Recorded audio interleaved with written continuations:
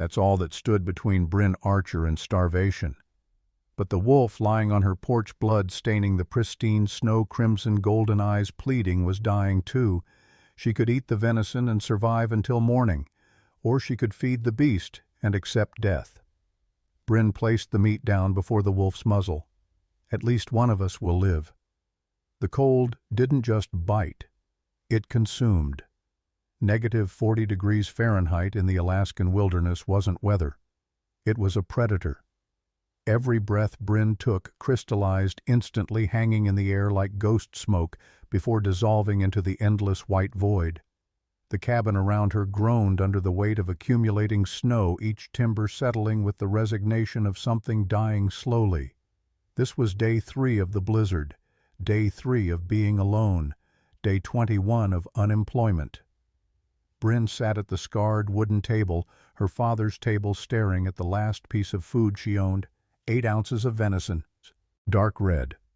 Still frozen from being stored outside in a snowbank because the cabin had no working refrigerator, no working anything really except the ancient wood stove that devoured her dwindling supply of split logs with the appetite of something eternally hungry. 28 years old, 5'4", 112 pounds down from 130, hollow cheeks, brittle hair pulled back in a ponytail that had stopped being auburn and started being dull brown weeks ago. Hands chapped raw despite the rationing of her father's last tin of bag balm. This was what desperation looked like in human form. The venison sat on a chipped ceramic plate, her last meal. Bryn had been saving it, rationing her hunger, waiting for the moment when the dizziness became too dangerous to ignore. That moment had arrived yesterday, but she'd pushed through. One more day, she'd told herself. One more day, and the storm might break. One more day, and she could walk the 12 miles to the town of Silver Ridge, population 400 and declining. Except the storm hadn't broken. The radio battery-powered crackling had announced this morning that another system was moving in. 3 more days minimum. Temperatures dropping to -50. Whiteout conditions. The meteorologist's voice had carried that practiced neutrality of someone delivering a death sentence to people too far away to matter. Bryn had turned off the radio to save batteries. She'd burned the last of the newspapers for kindling. She'd scraped the bottom of the oatmeal container and found nothing but dust.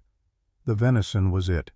After this, there was nothing except slow starvation or a desperate 12-mile walk through a blizzard that had already killed 2 experienced hunters, according to the last news report she'd heard. She reached for the rusty butcher knife. Her fingers trembled. Not from cold, though the cabin's interior hovered somewhere around 35 degrees. The stove radiated heat in a 3-foot radius and then gave up, defeated by the gaps in the log walls and the broken window she'd stuffed with a wool blanket. Her hands shook from weakness, from hunger that had progressed past painful into something almost transcendent, a floating sensation, a disconnection between body and mind. Just cut the meat, cook it, eat it, survive one more day. A heavy thud against the porch made her freeze. The sound was wet, organic, not the wind, not falling snow, something with mass, something with weight. Bryn's heart kicked against her ribs. She lived 6 miles from the nearest maintained road, which itself was currently impassable. 18 miles from Silver Ridge proper. No one came out here, especially not in a blizzard like this. She gripped the knife. Not for the meat now, for protection. Her father had kept a shotgun, but she'd sold it 4 months ago to pay for his funeral. Stupid. Jack Archer would have told her a gun was more valuable than a casket. But grief made people do stupid things. Bryn crept toward the front door. The cabin was small, 12 feet by 16. 1 room. A loft where she slept under every blanket she owned. Down here just the table, the stove, and the ghosts of better times. Times when her father was alive and this cabin was a sanctuary, not a tomb. Another sound. Not a thud this time. A scrape, like something dragging itself. She reached the door, unlatched it with a trembling hand. The wind immediately ripped the door from her grip, slamming it against the interior wall. Snow swirled in, blinding her for 3 seconds that felt like 30. When her vision cleared, she gasped. The knife slipped from her fingers. clattered on the wooden floorboards. Lying on her porch, bleeding a dark crimson stain into the pristine snow, was a wolf. Not a wolf. The wolf. The kind of animal that existed in myths and old legends. Massive didn't capture it. This creature's shoulders were 4 feet high at the withers, even collapsed on its side. 350 pounds minimum, probably closer to 400. Fur the color of charcoal at midnight, so black it seemed to absorb light. Paws the size of dinner plates. A head that could bite through a man's thigh with the ease of scissors through paper. And blood. So much blood. A jagged gash ran along the wolf's right flank, deep enough that Bryn could see the dark red of exposed muscle. But worse was the hind leg, twisted at an unnatural angle, caught in something. She looked closer and her stomach turned. A bear trap. Steel jaws clamped around the leg just above the hock. The trap's chain had been severed, the wolf had broken free, but the jaws remained locked, crushing bone and tissue. The creature was breathing, shallow, ragged hitches that made its entire body shudder. Steam rose from the blood pooling beneath it, the only warm thing in this frozen hell. Fear told Bryn to slam the door. Wolves in Alaska were dangerous. They killed moose. They killed caribou. They occasionally killed people who got too far from civilization. This wasn't some dog. This was an apex predator. But as she moved to shut the door, the beast opened its eyes. They weren't the feral, glassy eyes of a dying animal. They were molten gold, bright as polished amber held up to sunlight, and filled with an intelligent agony that froze her in place. The wolf looked at her, not at the cabin, not past her into the warmth of the interior. At her. Eye contact. Sustained. Deliberate. There was something in that gaze that shouldn't exist in an animal's eyes. Recognition. Assessment. And something that looked disturbingly like hope. "You poor thing," Bryn whispered. The wind snatched her words away. The creature whimpered, a low guttural sound that vibrated through the floorboards of the porch. It tried to rise, massive paws scraping against the wood, but its legs gave out. The beast collapsed again, chest heaving. Its gaze drifted from Bryn's face to the interior of the cabin, to the table, to the plate with the 8 ounces of venison. Bryn followed that gaze. She looked at the meat. 3 days of food if she rationed carefully. 3 days of maintaining enough strength to maybe possibly survive until the storm broke and she could attempt the walk to town. That venison represented the difference between life and death. She looked back at the wolf. It was dying now. The pool of blood had grown larger. The breathing had become more labored. Maybe 30 minutes left. Maybe an hour. The intelligent thing to do was obvious. Close the door. Let nature take its course. The wolf would die. She would live. Survival wasn't pretty. Her father had taught her that. Jack Archer, park ranger for 32 years, had drilled into her the hard truths of wilderness living. You prioritize yourself. You make the rational choice. Sentiment gets you killed. But Jack Archer had also died trying to save 3 lost hikers in a spring storm. He'd found them, got them to shelter, and then suffered a heart attack from the exertion and cold. Died doing the irrational thing, the good thing. Stupid, Bryn muttered to herself. Tears stung her eyes. You are so stupid, Bryn. She didn't close the door. Instead, she grabbed the plate with the venison. The meat was cold, still frozen. She'd planned to thaw it by the stove, cook it slow, make it last. Now she stepped out onto the porch. The wind hit her like a physical blow.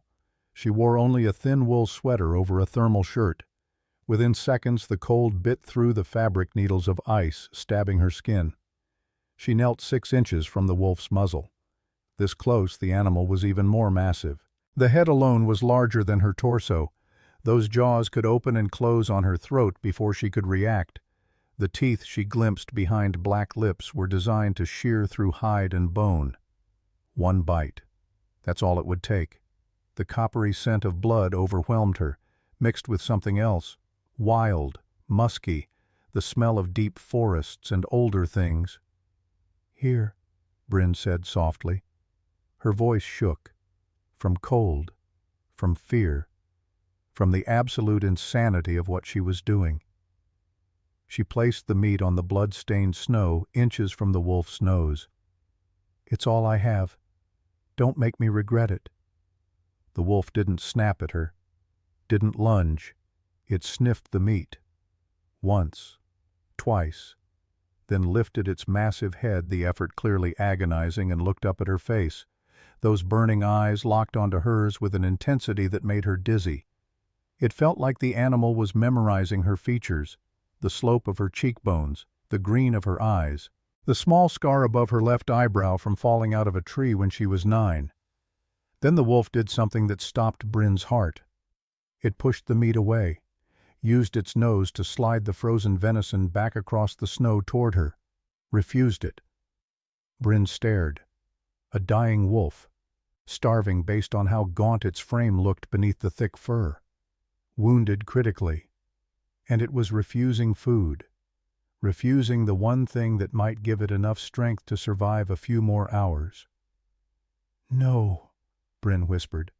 Fresh tears spilled down her cheeks, freezing halfway to her jaw. "No, please. I can't watch you die knowing I could have helped." She pushed the meat back toward the creature. The wolf made that whimpering sound again, softer this time, almost gentle.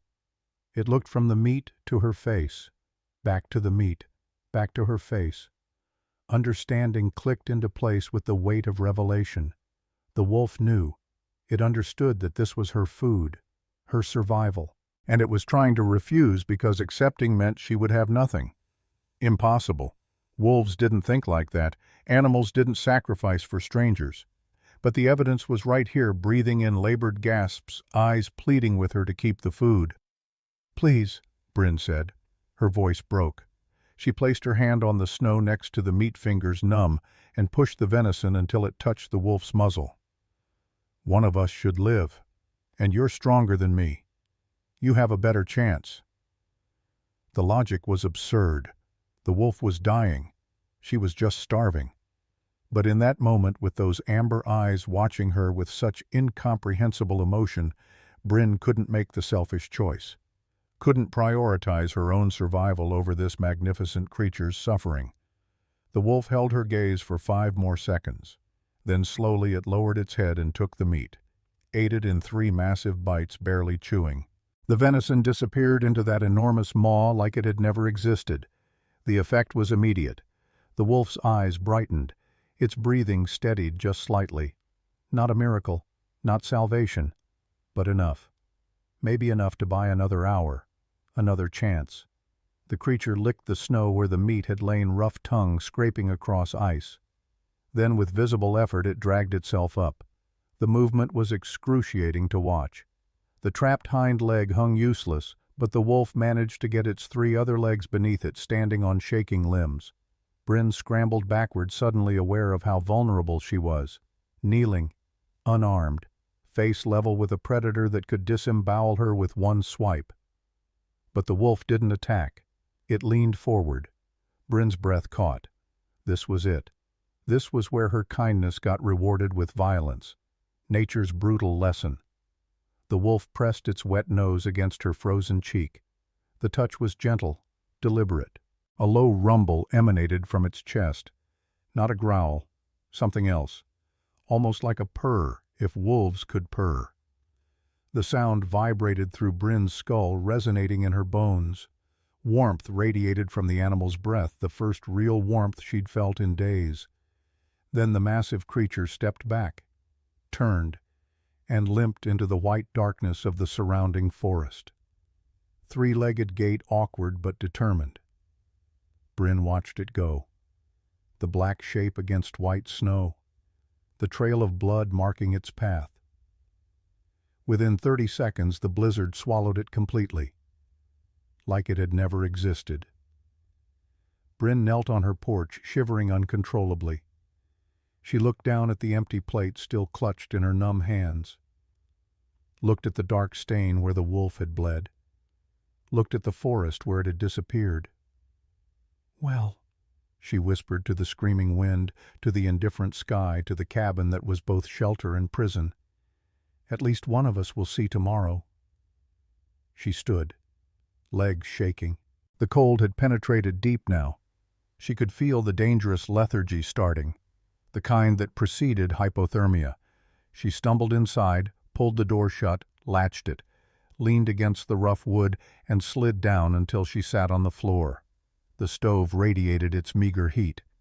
The cabin's single room felt enormous and empty. Her stomach cramped, hunger twisting into something sharp and immediate now that the adrenaline was fading. She'd done it. Fed a dying wolf, condemned herself. The rational part of her brain screamed that she'd just committed suicide by altruism. 3 days from now they'd find her frozen corpse and shake their heads. Foolish girl, just like her foolish father. But the other part, the part that had looked into those burning eyes and seen something that shouldn't exist, felt no regret. Bryn crawled to the ladder leading to the loft, climbed with trembling limbs, collapsed onto her mattress, nothing more than a pile of wool blankets and her father's old sleeping bag. She pulled every layer over herself, cocooning against the cold.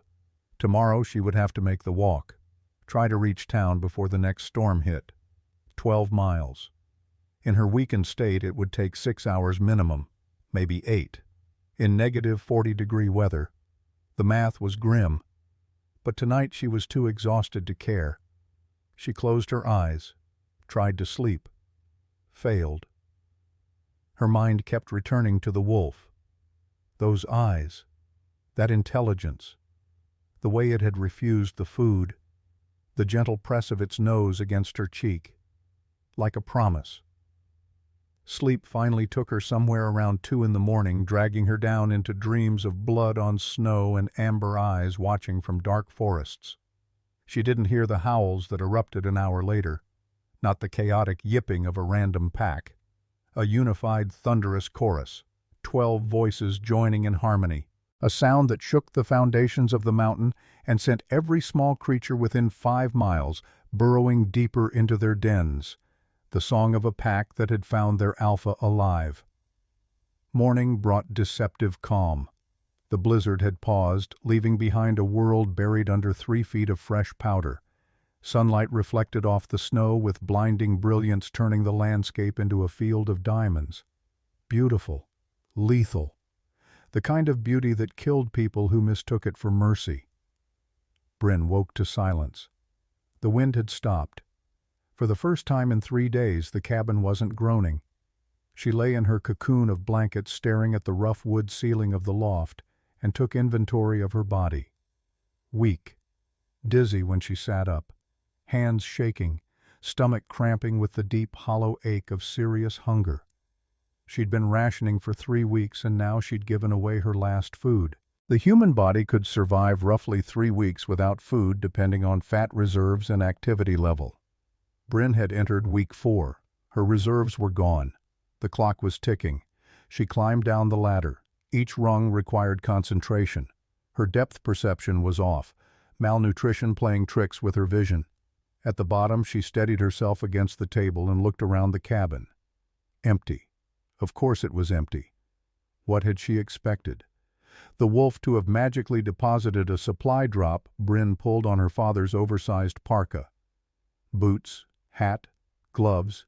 She needed to assess the situation, see if the break in the storm would hold long enough for her to attempt the walk to Silver Ridge.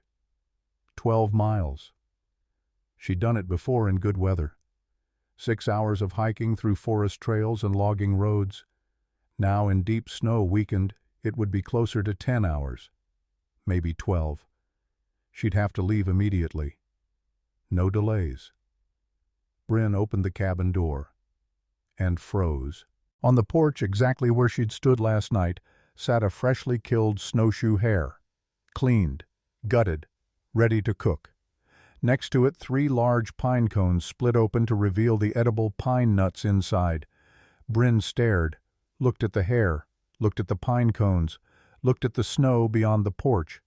Tracks, massive paw prints, 4 toes, claws, leading from the forest to the porch and back again. Wolf tracks. The black wolf. It had come back, had hunted for her, had left her food. Impossible. But the hair was real. The pine nuts were real.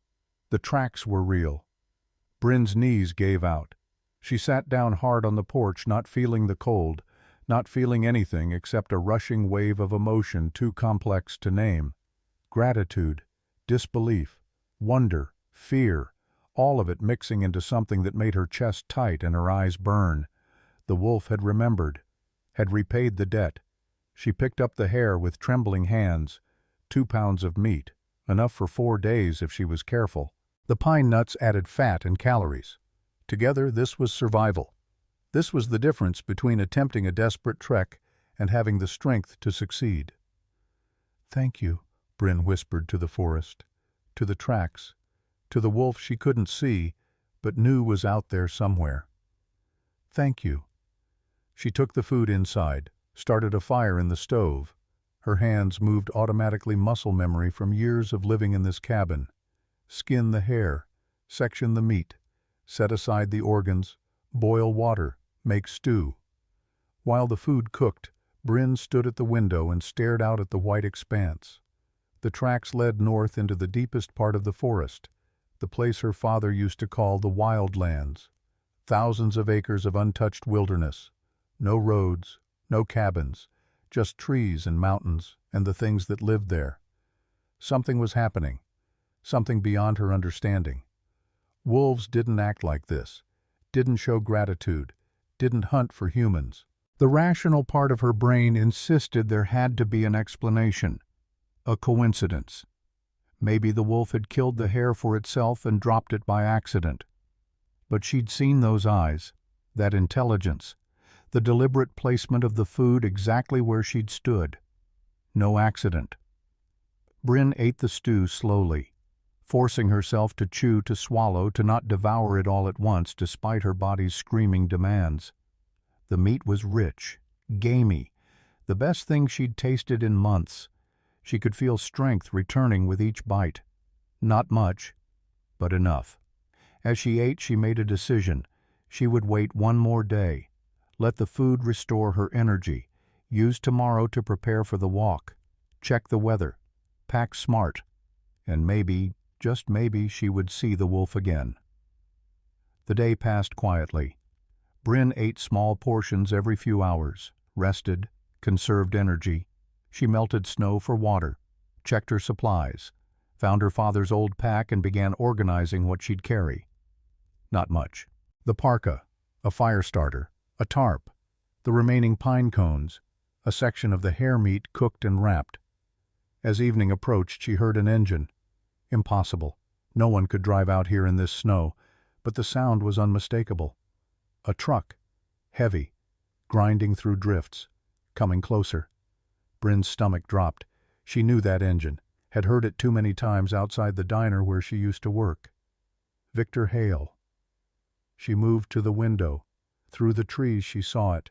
A massive black pickup lifted suspension chains on the tires, pushing through the snow like a tank. Behind it a second truck, reinforcements. Victor wasn't here to check on her welfare. The truck stopped 50 yards from the cabin, too far to drive closer through the unplowed drifts. Doors opened. 3 men climbed out. Victor Hale, thick-set and brutal in an expensive shearling coat. 2 others, younger, harder, the kind of men who got paid to intimidate. Victor looked at the cabin.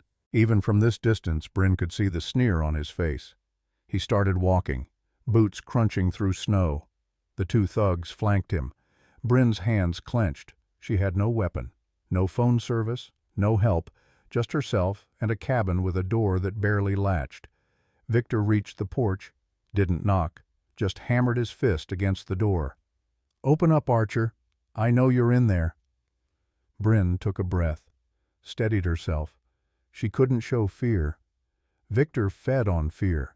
She'd learned that working for him, the way he'd corner waitresses in the storage room, the way he'd make comments about bodies and what he could do with his money, the way he'd fired her when she'd finally told him to go to hell. She opened the door. Victor stood there, 6 feet of entitled rage wrapped in money and malice. His face was craggy, weathered by too much whiskey and too little conscience. Small eyes, thin lips, the kind of man who'd never heard no and never believed it when he did. "Mr. Hale," Bryn said. Her voice came out steady. Small victory. "The eviction notice said I had until the 1st of the month. It's only the 28th. "Plans changed." Victor spat into the snow, brown tobacco juice. He stepped onto her porch without invitation, looked past her into the cabin. His eyes caught on the dark stain where the wolf had bled. Narrowed. "What's this? You been butchering poached game? I can have you arrested for that." "An animal was hurt," Bryn said, lifted her chin. "I helped it." Victor laughed. A cruel barking sound that echoed across the clearing. "Always the bleeding heart. That's why you're broke, Archer. That's why you're starving in a shack that isn't even yours." He stepped closer, invaded her space, brought the smell of expensive cologne mixed with sweat. "My crews are coming through here in 2 hours. I want you gone. Take what you can carry. Leave the rest. We'll burn it with the cabin." "You can't do that," Bryn said. Her voice shook now. "It's illegal. I have rights." "You have nothing," Victor roared. His hand shot out, grabbed her arm. His grip was bruising, fingers digging into muscle. "You are a stain on this town just like your drunk of a father was. I own the sheriff. I own the bank. I own you if I say I do." Bryn struggled, tried to pull away, but Victor was strong, 50 years old and built like someone who'd spent his youth doing hard labor before money made him soft. He shoved her backward. She stumbled, hips slamming against the doorframe. Pain flared hot and sharp. She looked up at him, saw the satisfaction in his eyes. This was it. The end. Victor would throw her out, burn the cabin, erase the last piece of her father from the world, and she was too weak, too alone, too powerless to stop him. The two thugs behind Victor smirked, enjoying the show. Then cutting through the cold air like a blade came the sound of an engine, different from Victor's trucks, smoother, powerful. The deep purr of a high-performance machine that had no business being on a snow-covered logging road. All four of them turned. A vehicle appeared through the trees. Black. Massive. A Range Rover matte finish pushing through the snow with expert precision. It came to a stop 20 feet from Victor's trucks. The engine cut. Silence. The driver's door opened. A man stepped out. Tall. Imposingly so. 6'7" at minimum. Wearing a tailored charcoal overcoat over a black suit. No hat. No gloves. Seemingly immune to the negative 30-degree temperature. Dark hair swept back. Jawline sharp enough to cut glass. And eyes. Even from 30 feet away, Bryn could see them. Amber. The exact color of the wolf's burning gaze. The man walked toward the porch. He moved with predatory grace. Silent. Fluid. Each step deliberate. The snow didn't seem to slow him. He didn't sink. Didn't struggle. Just glided across the surface like gravity had different rules for him. Victor released Bryn, puffed out his chest, turned to face the newcomer. "This is private property," Victor barked. "Who the hell are you?" The stranger ignored Victor entirely. He walked straight up the porch steps, his gaze fixed solely on Bryn. He looked at her bruised arm where Victor had grabbed her. His jaw ticked, a muscle jumping beneath skin. His eyes darkened from amber to something closer to burnt gold. "Are you hurt?" the stranger asked.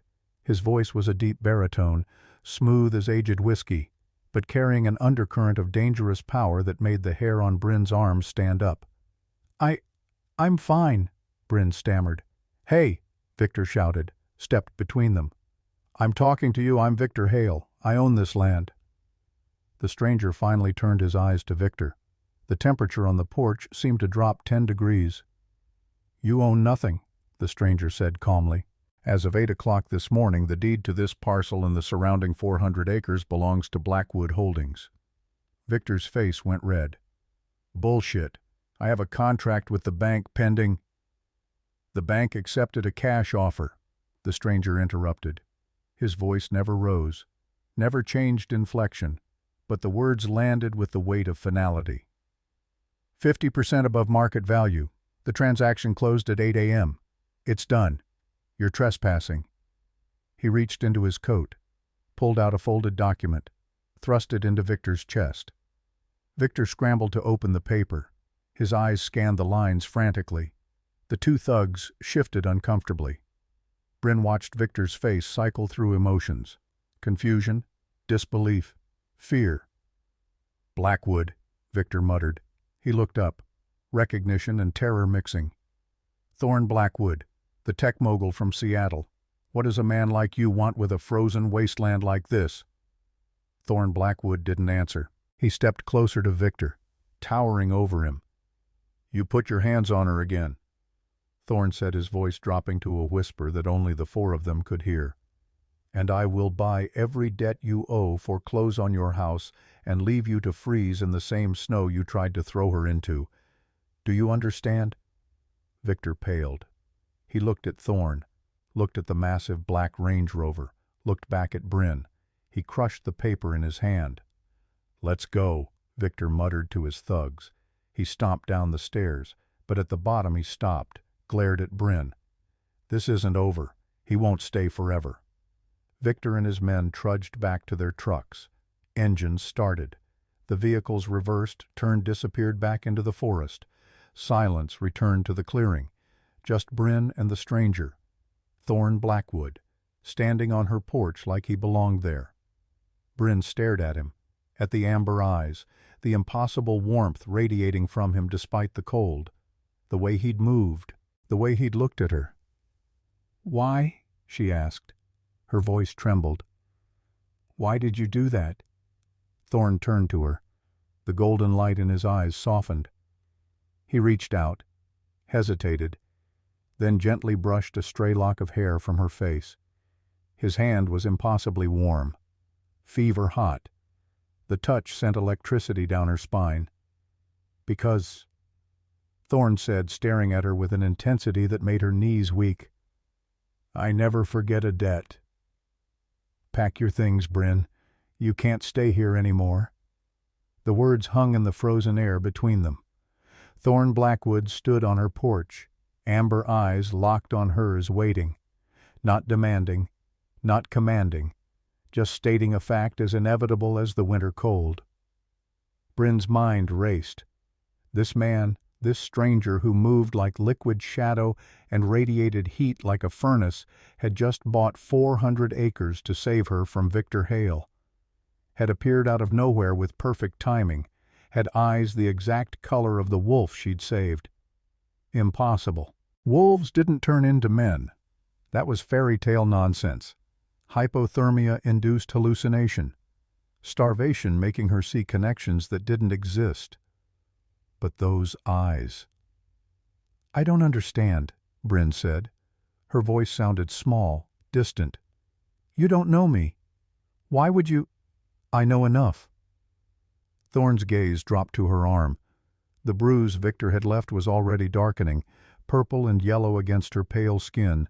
His jaw clenched again, that same muscle ticking. "You're hurt, starving, and that animal will come back with more than threats next time." He paused. "I'm offering you safety, employment, $5,000 a month as a state caretaker, room and board included."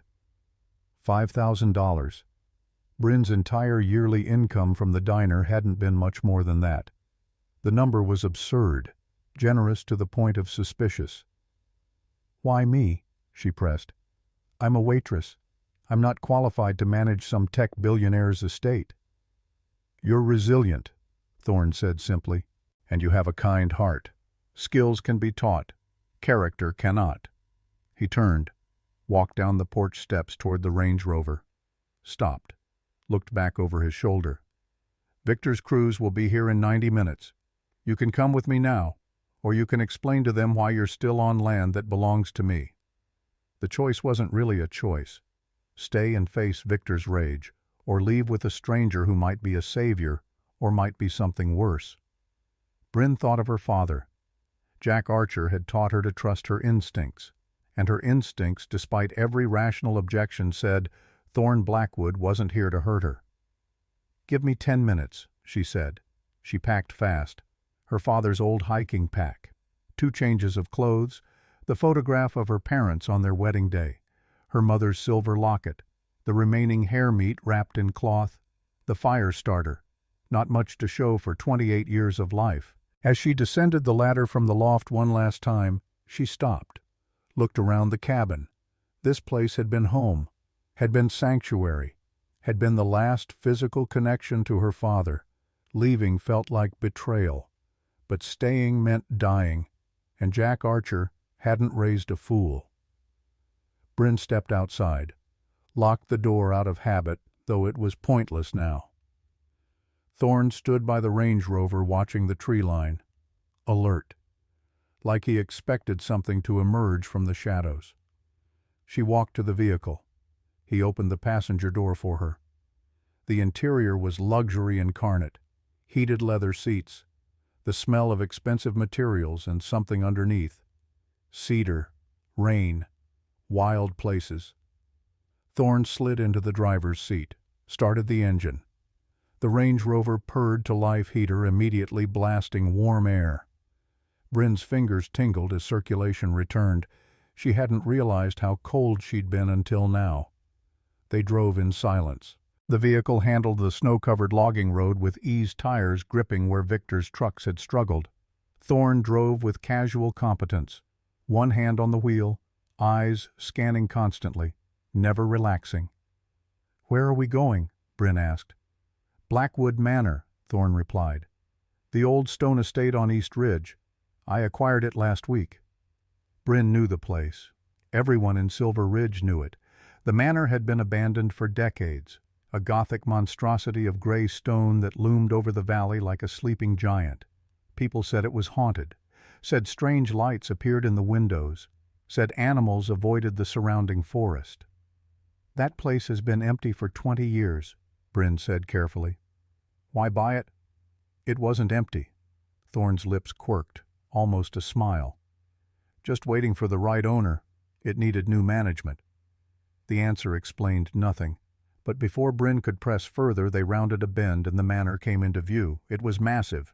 3 stories of gray stone and dark timber, tall windows like watchful eyes, a slate roof crowned with chimneys, towers at each corner giving it the appearance of a fortress, Gothic and imposing and beautiful in a severe way. The gates swung open automatically as they approached. The driveway somehow was clear of snow, plowed recently, by whom Bryn couldn't guess. They pulled up to the main entrance. The oak doors opened. A man stepped out, older than Thorne, mid-50s, graying hair at the temples, military posture, sharp eyes that assessed Bryn in 3 seconds and filed away every detail. He wore a dark suit, no coat despite the cold. "That's Gideon," Thorne explained. "He manages security and household affairs. You'll answer to him when I'm not here." Bryn stepped out of the Range Rover. The air here felt different, thicker, charged with something she couldn't name. Gideon descended the steps, extended a hand. "Miss Archer," Gideon said. His voice was clipped. "Professional. Welcome to Blackwood Manor. Your room has been prepared." "How do you know my name?" Bryn asked. "I make it my business to know the people I invest in," Thorne said smoothly. He was already moving toward the entrance. "Gideon will show you to your quarters. Dinner is at 7. There are clothes in the wardrobe." He didn't wait for acknowledgement, just disappeared through the oak doors into the manor's shadowed interior. Gideon gestured for Bryn to follow. "This way, miss." The interior of Blackwood Manor took her breath away. Vaulted ceilings soaring 20 feet high, tapestries that looked centuries old, a grand staircase of dark wood and wrought iron, and a fireplace in the main hall large enough to roast an entire elk. Flames already roaring, heat washing over her in waves.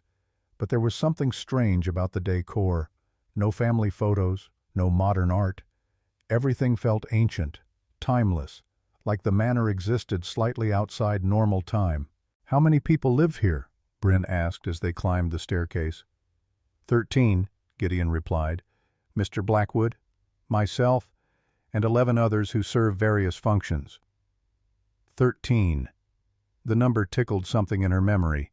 Wolf packs typically numbered between 8 and 15. Coincidence. Her room was on the second floor, east wing.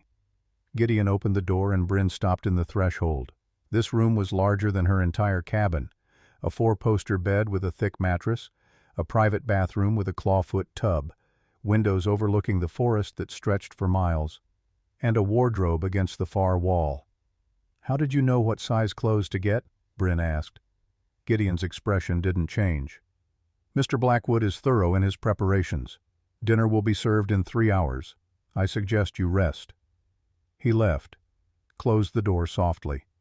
Bryn stood alone in the luxury, walked to the wardrobe, opened it. Inside hung wool sweaters, jeans, thermal layers, all her size, perfectly fitted, like someone had measured her in her sleep. Unease prickled at her neck, but exhaustion and the promise of a hot bath overrode paranoia. She ran the water, scalding. Steam filled the bathroom. Bryn stripped off her filthy clothes, looked at herself in the mirror. Gaunt, bruised, hollow-cheeked, 28 but looking 40. This was what survival cost. The bath was heaven. First hot water in months. She soaked until her fingers pruned, washed her hair 3 times, scrubbed her skin until it was pink. When she finally emerged, she felt almost human again. The clothes fit perfectly. Cashmere sweater in deep green, dark jeans, wool socks. She braided her damp hair, looked in the mirror again. Better. Still thin. Still tired. But better. At 7, she made her way downstairs, following the smell of food. Rich. Savory. Her stomach clenched with hunger. The dining room was long. Table capable of seating 20. But only 2 places were set. At one end. Thorne was already seated. He'd changed. Black sweater, dark jeans, hair still damp like he'd also showered. He stood when she entered. "Sit," he said. Not a command. An invitation. Bryn took the chair across from him. Gideon appeared from a side door. Set plates before them. For Bryn, beef stew, thick with vegetables and meat. Fresh bread. Butter. For Thorne, a platter of steaks. 3 of them. Rare. Very rare. Blood pooling on the plate. "Thank you, Gideon," Thorne said. The older man nodded, disappeared back through the door. They ate in silence. Bryn forced herself to go slow, not to devour everything despite her body's screaming demands. The stew was perfect, rich, warm, the best thing she'd eaten since her father died. She glanced up, caught Thorne watching her. He held his fork differently than most people. Grip firmer, more primal. He tore into the steak with precision that seemed almost aggressive. The meat was so rare it was nearly raw. "Is the food to your liking?" Thorne asked, noticing her staring. "It's the best thing I've ever eaten," Bryn admitted. "Thank you." "Eat." His voice softened. "You need your strength. The winter is going to get harder." Bryn put down her spoon. "Thorne, why am I really here?" He leaned back, studied her with those burning eyes. The firelight from the hearth made them glow, literally glow, like there was light behind them. "You saved my life," he said simply. "I gave food to a wolf." Same thing. The admission hung between them. Bryn's heart hammered. "You're telling me you were that wolf, that you're—" "I'm telling you," Thorne interrupted, his voice still calm, "that the world is stranger than you've been taught to believe, and that some debts transcend the normal rules of civilization." Before Bryn could respond, a howl pierced the night outside. Close. Much closer than the cabin. The sound was pure and haunting. Lonely. Bryn jumped. Thorne went very still, his eyes fixed on the window. "There was a wolf last night," Bryn said quietly. "At my cabin. Black. Huge. I gave him my last meal." Thorne's knuckles went white, gripping his fork. "Did you?" "He brought me food this morning. A hare. Pine nuts. Like he understood what I'd done." Thorne stood abruptly. The chair scraped against stone. He walked to the window, stared out into the darkness. "You should never have been in that situation. Victor Hale is a bully. Bullies are only brave when they think they're the biggest animal in the room. And you showed him he's very small, Bryn finished. Yes. Thorne turned back to her. But there are bigger animals than me, Bryn. Victor works for someone. Someone who wants this land. Someone who won't stop at threats. Who? A man named Reeves Steel. He owns Steel Energy. Drilling, mining, fracking. He's been systematically poisoning the groundwater in this valley for 3 years, trying to weaken the ecosystem. Drive out the wildlife. Thorne's voice dropped. Drive out the wolves. Why? Because underneath this mountain is one of the largest aquifers in North America. Pure, ancient, worth billions. And wolves are protected. Federal law. As long as they're here, Steel can't drill. Bryn processed this. So he's killing the wolves to get access to the water. Yes, Victor's traps, his poison, all funded by Steel. Thorne walked back to the table, leaned on it with both hands. I bought this land to stop him, to protect what's mine. Another howl, different wolf, answering the first. How many wolves are there? Bryn asked. In my pack, 12. In my pack. Not the pack. My pack. Bryn stood, walked around the table, stood in front of Thorne, close enough to feel that impossible heat radiating from him. Show me. Bryn, show me what you are. I've earned that much.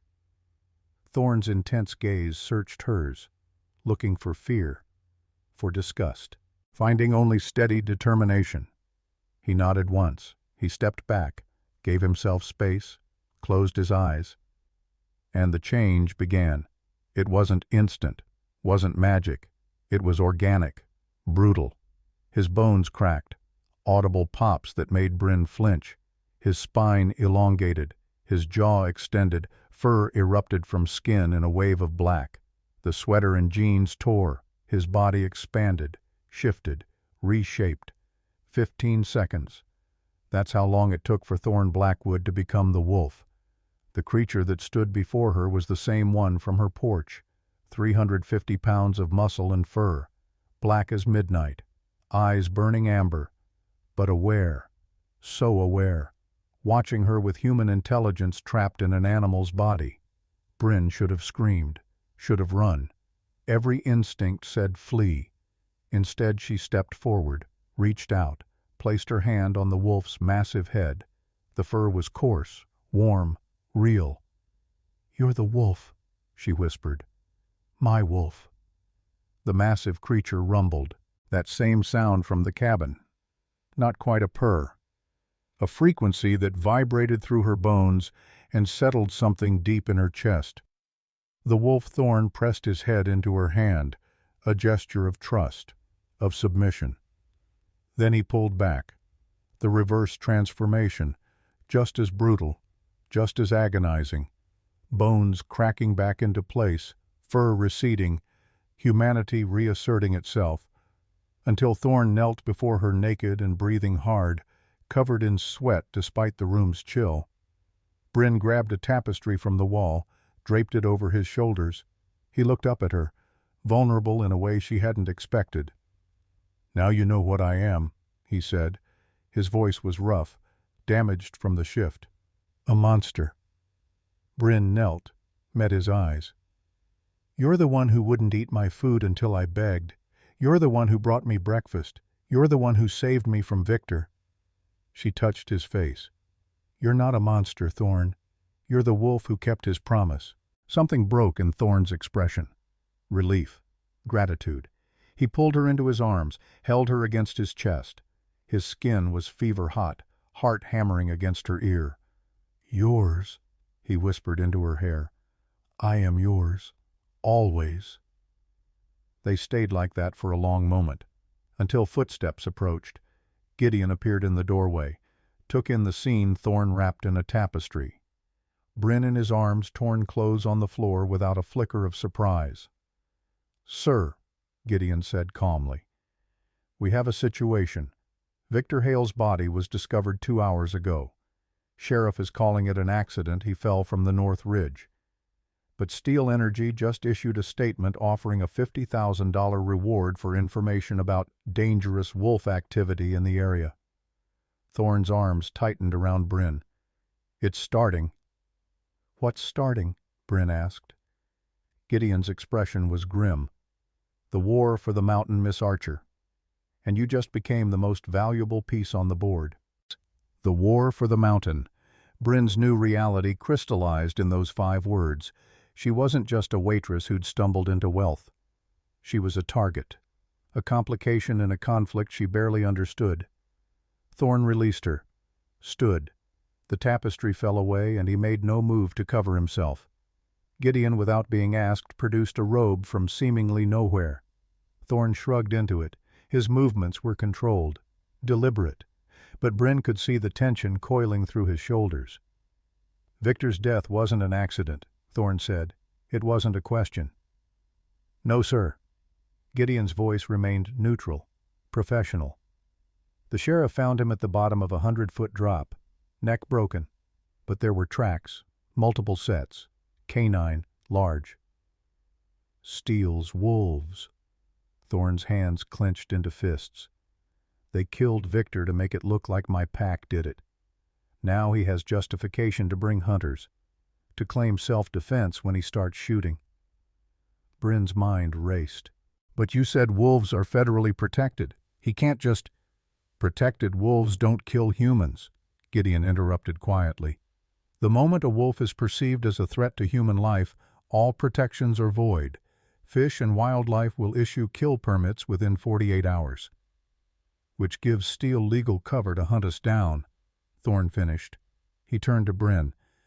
And if they find out you're connected to me, if they discover you're my... He stopped, jaw working. They'll use you to draw me out, to force mistakes. What am I? Bryn asked. You were going to say something. What am I to you?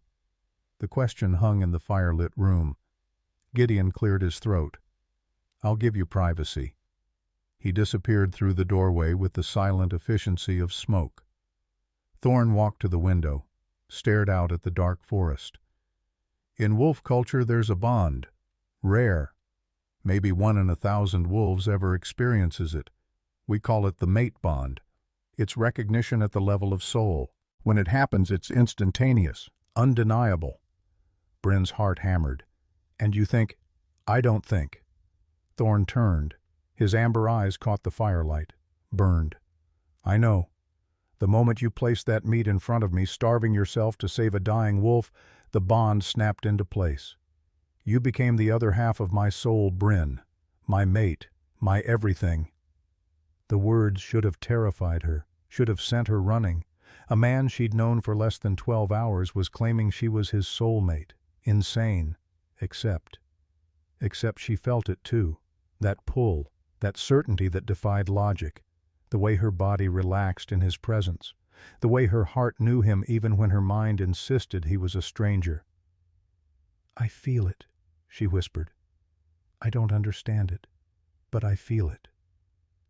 Thorne closed the distance between them in 3 strides, cupped her face in his hands. His palms were hot, rough with calluses. Then you understand why I can't let anything happen to you. Why Steele finding out about you would be catastrophic. So what do we do, Hyde? No. Thorne's mouth curved into something predatory, not quite a smile. We set a trap. We force Steele into a public confrontation where he can't use violence without exposing himself, where human laws bind him as much as they bind me. How? We host a gala, invite every major player in the state, politicians, business leaders, the press, and we announce that Blackwood Holdings has purchased the mineral rights to Silver Ridge Range and is designating the entire area a protected wildlife sanctuary. Thorne's eyes gleamed. No drilling, no mining, no development. Everything Steele has spent 3 years working toward destroyed in one night. Bryn saw the brilliance immediately. He'll have to challenge you publicly, in front of witnesses, and if he brings violence to a gala filled with politicians, He destroys his own credibility, forces federal investigation. Thorne nodded. It's risky. He might not take the bait. But I know Reeve Steele. He's arrogant. He won't be able to resist the opportunity to humiliate me in front of Alaska's elite. And if he brings his wolves, then so do I. Thorne's voice dropped to a growl. But we do it smart, controlled, turn his aggression into his downfall. Bryn processed this. A gala. Her in a room full of the wealthy and powerful, playing a role in a deadly game between apex predators. Everything in her screamed this was insane, but the alternative was running, hiding, waiting for Steele to pick them off one by one. When? She asked. 3 days. That's how long we have before Fish and Wildlife issues the kill permits. Thorne released her face, stepped back. Gideon will handle logistics. You'll need a dress, training. We need to sell this. Make you visible. Make you invaluable. Training for what? To be my partner. To stand beside an alpha in front of his enemies and not flinch. Thorne's expression softened. I'm asking you to walk into danger, Bryn. I won't force you. If you want to leave, if you want me to send you somewhere safe until this is over, I will. No judgment, no consequences. Bryn thought of her father, Jack Archer, who'd died saving strangers, who'd taught her that the right thing was rarely the easy thing. She thought of the wolf bleeding on her porch, the choice to give her last meal, the moment that had changed everything. I'm not leaving, she said. You kept your promise to me. I keep mine to you. Thorne's eyes flared bright amber. You're sure? I gave you my last meal. I'm not going to abandon you before the feast. He laughed, actual laughter. The sound was startling, rich and genuine. He pulled her close, kissed her forehead. Then we prepare for war. The next 72 hours passed in a blur. Blackwood Manor transformed into a hive of controlled chaos. Caterers arrived, florists, musicians. Gideon orchestrated everything with military precision, barking orders into a phone while simultaneously directing the placement of ice sculptures. Bryn's training began immediately. Gideon taught her the basics.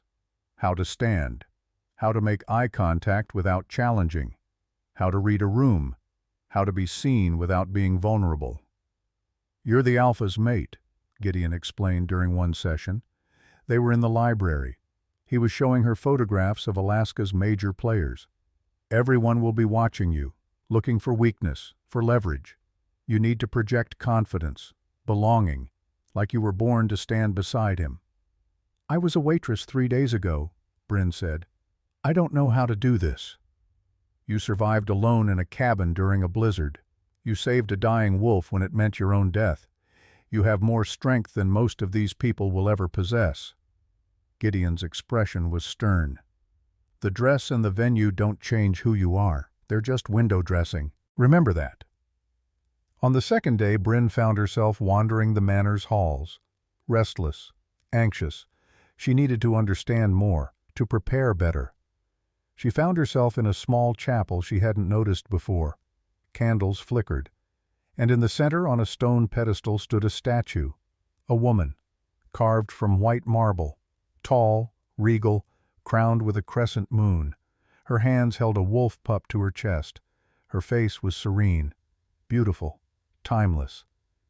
The moon goddess, a voice said behind her. Bryn turned. Gideon stood in the doorway, his expression unreadable. She watches over all wolves, Gideon continued, and she chooses mates. It's said that when the true mate stands before her, she acknowledges them. How? Bryn asked. Touch the statue. If you're meant to be here, she'll show you. Bryn hesitated. This was superstition, fairy tale. But her hand moved anyway, reached out, touched the cold marble of the goddess's hand. For 3 seconds, nothing. Then the statue's head moved, slowly, deliberately. The carved face turned, looked down at Bryn.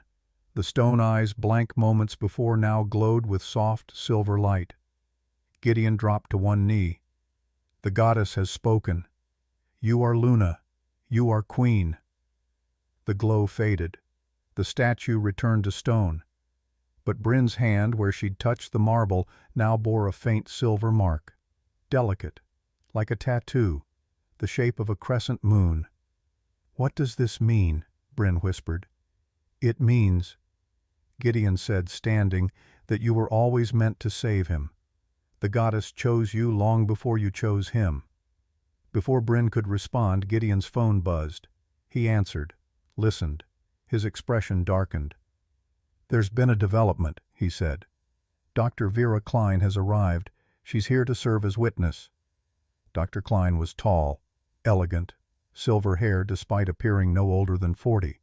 She introduced herself as a wildlife biologist, neutral party, one of the few humans who knew the truth about werewolves and worked to maintain the peace between packs. "I'm here to serve as witness," Dr. Klein explained over tea.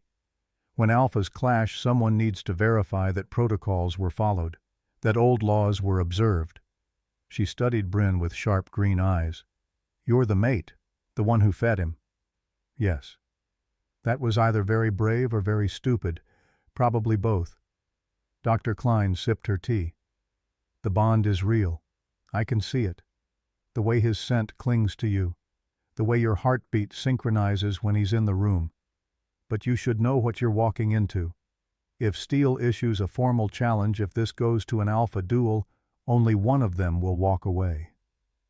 "Thorn will win," Bryn said with more confidence than she felt. "Perhaps. But Steele is older, more experienced.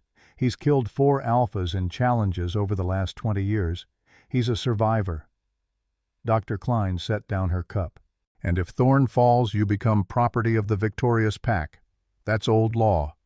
Mates of defeated alphas are claimed by the victor." Ice flooded Bryn's veins. "That's barbaric. That's wolf culture. It ensures the strongest genes propagate, ensures packs don't weaken." Dr. Klein's voice wasn't unkind, just factual. "I'm not saying it's right. I'm saying it's real. And you need to understand what's at stake." Bryn found Thorn that evening in his study. He was reviewing documents, contracts, legal briefs, building a paper fortress to complement the physical one.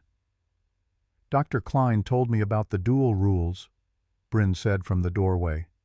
Thorn looked up. His expression darkened. "Vera talks too much." "She talks enough." Bryn walked in, closed the door. "If you lose, I become Steele's property. Is that true?" Thorn stood, came around the desk. "I'm not going to lose.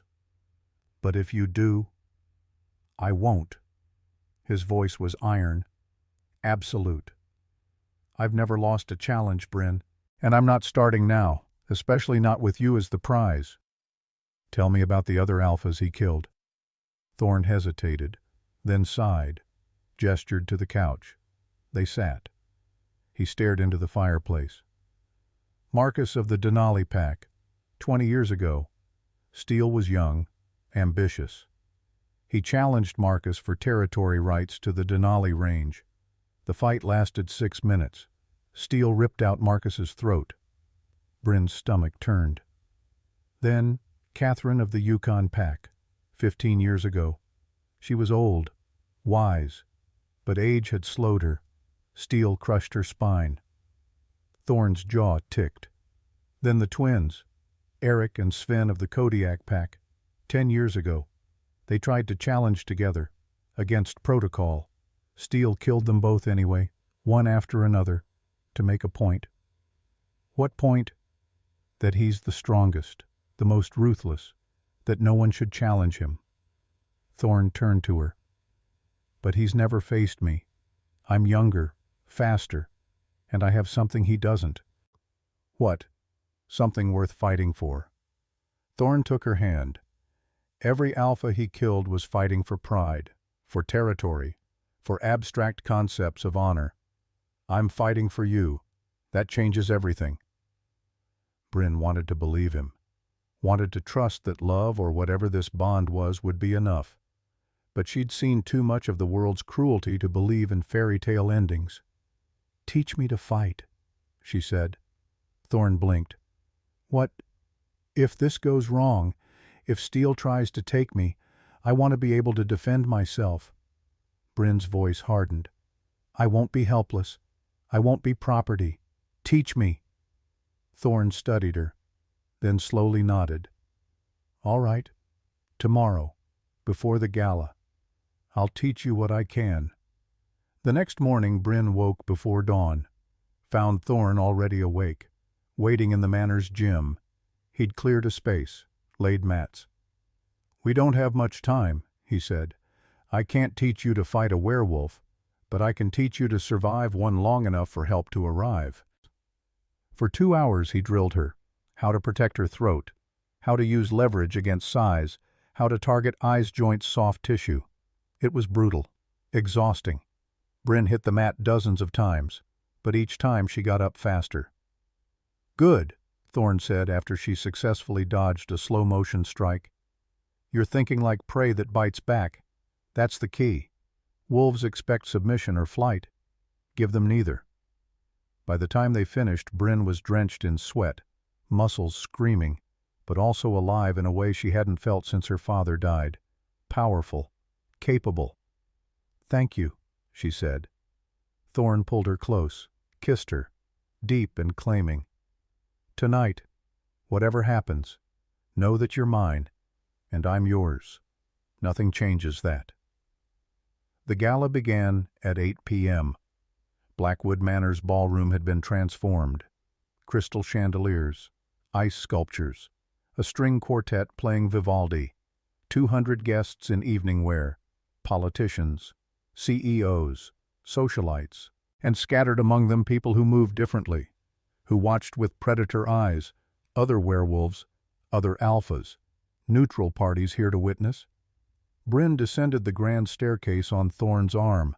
She wore midnight blue velvet, a dress that hugged her frame and made her look regal despite her gaunt cheeks. Around her neck hung a silver pendant, a wolf's head, Blackwood family heirloom, the mark of the alpha's mate. Every eye in the room tracked her. Whispers rippled through the crowd. Who was she? Where had she come from? How had she captured the reclusive Thorn Blackwood? Thorn led her to the center of the ballroom, raised a hand. The quartet stopped. Silence fell. Thank you for coming, Thorn said. His voice carried effortlessly. Alpha command bleeding through even in human form. Tonight we celebrate the future of Silver Ridge, a future free from exploitation. He gestured to a screen. Images appeared, satellite photos, legal documents. Blackwood Holdings has officially acquired mineral rights to the entire Silver Ridge Range. Effective immediately, these lands are designated a permanent wildlife sanctuary. No drilling, no mining, no development. Applause. Confused. Polite. Most of the humans didn't understand the implications, but the wolves did. Bryn saw their reactions. Shock. Calculation. Approval from some. Anger from others. The ballroom doors opened. Reeve Steele had arrived. He was tall, 6'3", lean muscle, blonde hair swept back, blue eyes the color of glacial ice. He wore a black tuxedo that probably cost more than Bryn's childhood home. 4 men flanked him. Bodyguards. But Bryn recognized the signs now, the way they moved, the way they scanned. Wolves. Reeve walked into the ballroom like he owned it, scanned the crowd. His gaze landed on Bryn, lingered. A slow smile spread across his face. Predatory, amused. He crossed the floor. Guests parted. The string quartet picked up again, nervous, trying to fill the tension. Blackwood, Reeve said. His voice was cultured, smooth. Quite the announcement. Bold. Steele. Thorn's voice dropped 10 degrees. I didn't see your name on the guest list. I don't need invitations. Reeve's smile widened. Not when we're family. We're both alphas after all, both protecting our interests. His eyes slid to Bryn. And who is this? You've been hiding her. Bryn Archer, Thorne said. His arm tightened around her waist, possessive. My mate. Gasps rippled through the crowd. The humans didn't understand the significance, but the wolves did. Bryn saw shock on several faces, concern on others. Reeves' smile never faltered, but his eyes hardened. Your mate? How fortunate, and how very conveniently timed. He circled them slowly, shark assessing prey. Tell me, Miss Archer, how long have you known Mr. Blackwood? Long enough, Bryn said. She kept her voice level. Remembered Gideon's training, Project Confidence. Fascinating, because 4 days ago you were a waitress living in a shack, starving, alone, and now you're wearing $50,000 of jewelry and claiming to be the mate of an alpha. Reeves stopped circling. That's quite a transformation. Love works fast, Bryn said. Reeve laughed, cold, mirthless. Love, what a quaint human notion. He turned to Thorne. Let's dispense with theater. You bought this land to block my drilling operations, to strangle Steel Energy's expansion, and you're using this girl as window dressing to legitimize your claim under old law. Alphas with mates have stronger territorial rights. I know the rules, Blackwood. Then you know I'm within my rights to defend this territory, Thorne said. As am I to challenge your claim. Reeves' voice carried now, intentional, making sure everyone heard. By old law, I challenge your right to Silver Ridge Range, alpha to alpha. The duel will determine true ownership. The ballroom went silent. Even the humans sensed something massive had just occurred. Dr. Klein stepped forward from the crowd. The challenge is witnessed. Formal protocol observed. The duel will be held at dawn. Neutral ground. Frozen lake. No weapons. No interference. She looked between them. Do both parties accept these terms? I accept, Thorne said. I accept, Reeve echoed. He looked at Bryn. And when I win, the mate comes with the territory, as is tradition. Bryn's blood ran cold, but she didn't flinch, didn't look away. Then you'd better win. Reeve's eyes flashed, surprise, then respect. I like her. She has spine. Pity she's wasted on you, Blackwood. He turned to his men. We leave. No need to waste time with pleasantries. As Reeve and his wolves walked out, the ballroom erupted in whispers, guests clustering, gossiping, the humans treating it like drama, the wolves knowing it was war. Thorne pulled Bryn close. Are you all right? She was shaking, but not from fear, from adrenaline, from the rush of standing her ground against a killer. I'm fine, but Thorn Dawn is 7 hours away. I know. You need to rest. Prepare. I need to be with you. Thorn guided her toward the staircase, away from the crowd. Whatever happens tomorrow, tonight is ours. They didn't return to the party. Let Gideon handle the guests, the explanations, the damage control. Instead, Thorn led Bryn to his chambers, larger than hers, darker, windows overlooking the forest.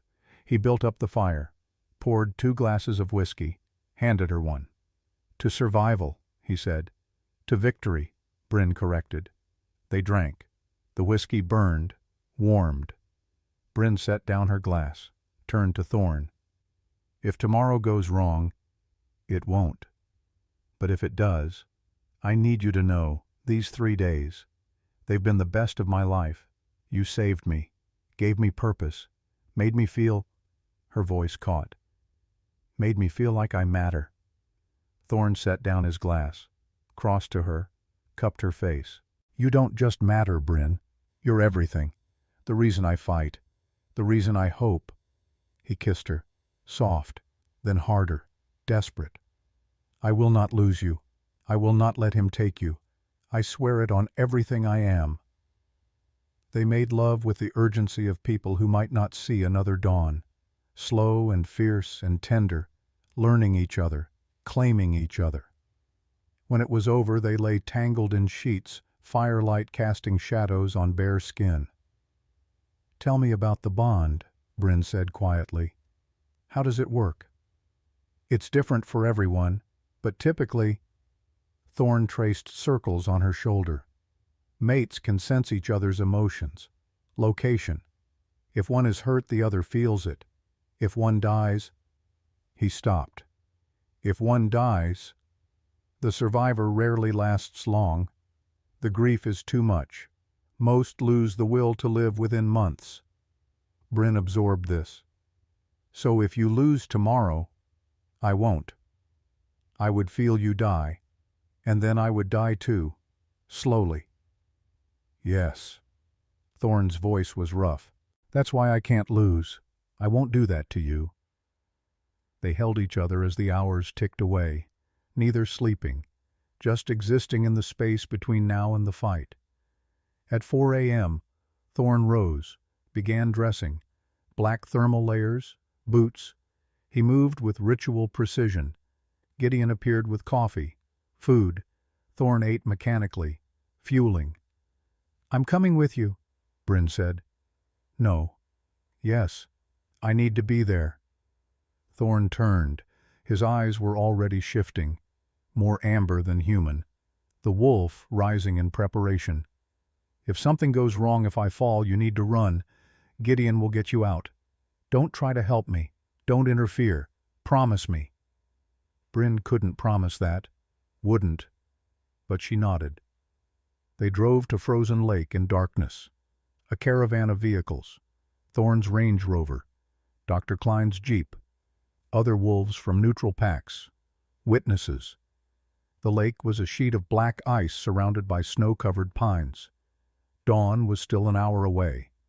But Reeve was already there, standing on the ice, shirtless despite the -30 temperature, his 4 wolves flanking him.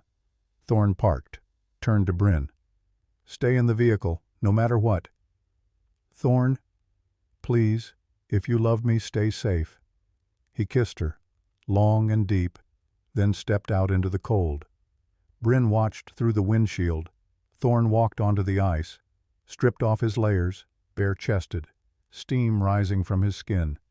He and Reeve stood 20 feet apart, Dr. Klein between them. The challenge has been issued and accepted, Dr. Klein announced. Her voice carried across the frozen lake. This duel will determine territorial rights to Silver Ridge Range. Fight until submission or death. No interference from pack members. Witnesses will ensure protocol is observed. She looked between them. Are both parties ready? Ready, Thorn said. Ready, Reeve said. Dr. Klein stepped back. Begin. Both alphas shifted simultaneously. The transformations were faster this time. Violent. Bones cracking. Skin tearing. Fur erupting. Within seconds, 2 massive wolves stood on the ice. Thorn, black, 380 pounds. Eyes burning amber. Reeve, russet red, 400 pounds. Eyes glacial blue. They circled each other, looking for openings. Then Reeve lunged. The fight was brutal, faster than Bryn's eyes could fully track. Thorn dodged, countered with a strike to Reeve's shoulder, drew first blood. But Reeve was bigger, stronger. He used his weight, slammed Thorn into the ice hard enough to crack it. Thorn yelped, struggled to rise. Reeve pressed the advantage, went for the throat. Thorn twisted, avoided the killing bite. But Reeve's jaws clamped onto Thorn's shoulder. The old wound, the one that hadn't fully healed. Thorn howled.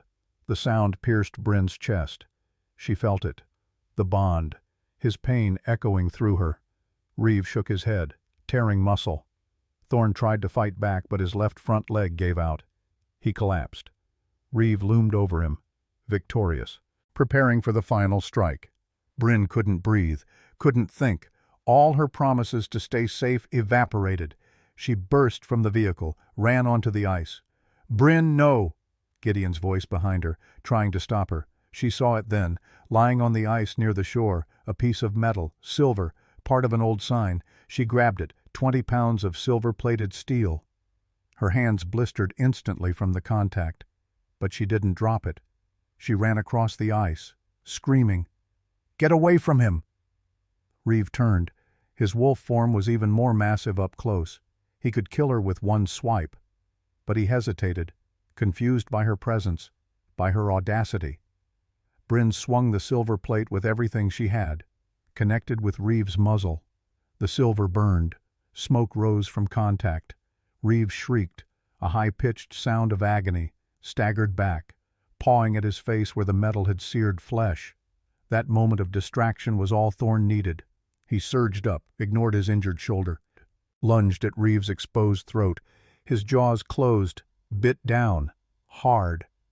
Reeve tried to shake him off, but Thorn had leverage now, had desperation, had everything to lose. He bit deeper, shook, twisted. There was a wet crack. Reeve's body went limp, fell to the ice, dead. Silence fell over Frozen Lake. Thorn released the body, staggered, blood dripping from his muzzle, his shoulder. He looked at Bryn, those amber eyes filled with relief and terror and love. Then he collapsed. "Thorn?" Bryn dropped the silver plate, ran to him. The wolf was breathing, barely. She placed her hands on his fur. "Please, please don't leave me." Tears fell, hot against the cold. They dripped onto Thorn's wound, and something impossible happened. The wound began to close, not completely, but the bleeding slowed. The torn muscle knitted, flesh mending at a rate that defied biology. Dr. Klein was suddenly beside her. "The bond. Mate's tears have healing properties for alphas. It's rare, very, but documented." She looked at Bryn with awe. "You really are his true mate." Thorn shifted back. The transformation was slower this time, painful. When it finished, he lay naked on the ice, gasping, but alive. He looked up at Bryn. "You didn't stay in the car." "No." "You interfered with an alpha duel." "Yes." "You could have been killed." "But I wasn't. And neither were you." Bryn touched his face. "We won." Thorn laughed, winced at the pain it caused. "We won." Reeve's 4 wolves approached, not aggressive, submissive. They shifted to human form, knelt in the snow. "The Alpha is dead," one said. "We submit to Blackwood authority." Dr. Klein stood, addressed the gathered witnesses. "The challenge is complete. Thorn Blackwood is recognized as Alpha of Silver Ridge Range. Territorial rights are confirmed." She paused. "And Miss Bryn Archer is confirmed as his mate. The bond is witnessed and validated." Applause, not enthusiastic, but acknowledgement. The old laws had been followed. The duel was legitimate. Gideon appeared with a blanket, wrapped it around Thorn, helped him stand. "The manor, sir. The manor. And call the pack. Tell them to gather. We have much to discuss." Thorn looked at Bryn. "And someone to formally introduce." Spring arrived in Silver Ridge Range. Bryn stood on the ridge overlooking the valley. The snow had melted. Green pushed through brown earth. Wildflowers dotted the meadows.